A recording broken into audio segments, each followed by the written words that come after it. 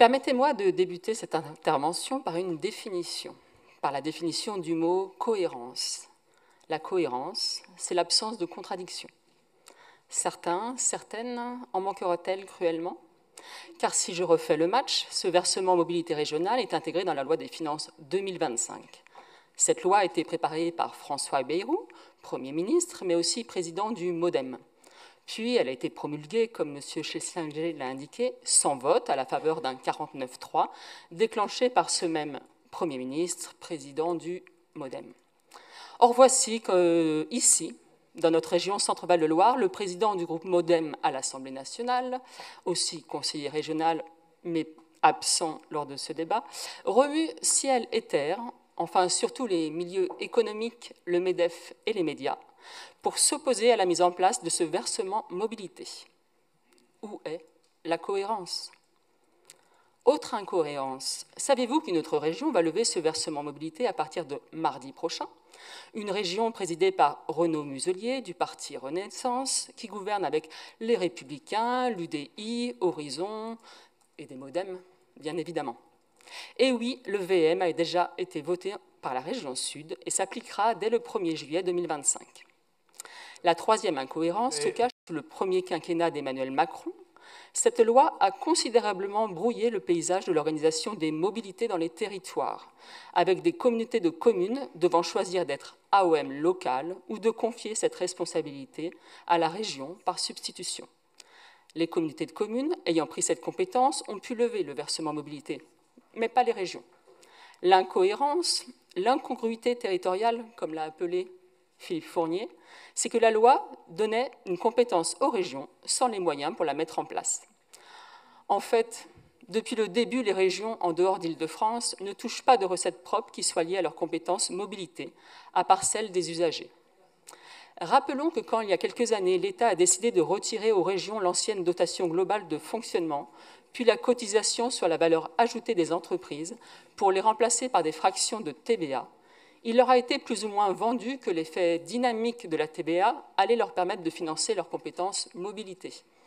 Or, pour 2025, l'État a décidé de geler les fractions de TVA reversées aux régions et qu'on entend ici et là que ce gel va se répéter en 2026 et 2027.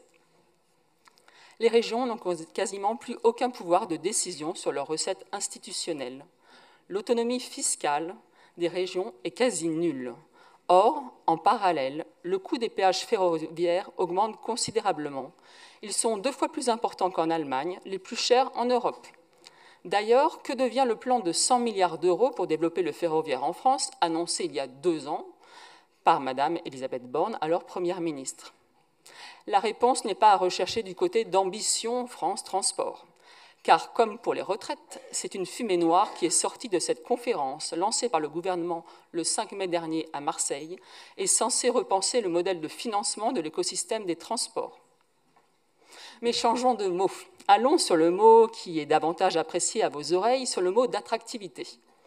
Car il ne faut pas penser qu'aux chefs d'entreprise et aux salariés, il faut aussi penser à leurs familles, à leurs conjoints, leurs conjointes, leurs enfants. Davantage de mobilité collective, de bus, de trains, de mobilité rurale sont des gages d'attractivité pour les territoires. Et c'est Mme Caraud investir dans l'avenir de nos territoires. Rappelons que c'est grâce à l'engagement politique et financier de la région que des lignes ferroviaires telles Tours-Loche ou Chinon-Tours n'ont pas été fermées. Rappelons que la mobilité est le premier frein des jeunes pour leur formation, leur stage, leur premier emploi, et que ce que de nombreuses entreprises font remonter, c'est des difficultés pour recruter. Penser l'attractivité d'un territoire nécessite de prendre de la hauteur, de penser de manière systémique, de sortir de ces silos, d'accepter des dépenses dans telle politique sectorielle pour en réduire dans d'autres. Ce qui est vrai pour les transports est d'ailleurs vrai pour l'agriculture. Penser de manière systémique, c'est aussi prendre en compte le contexte international.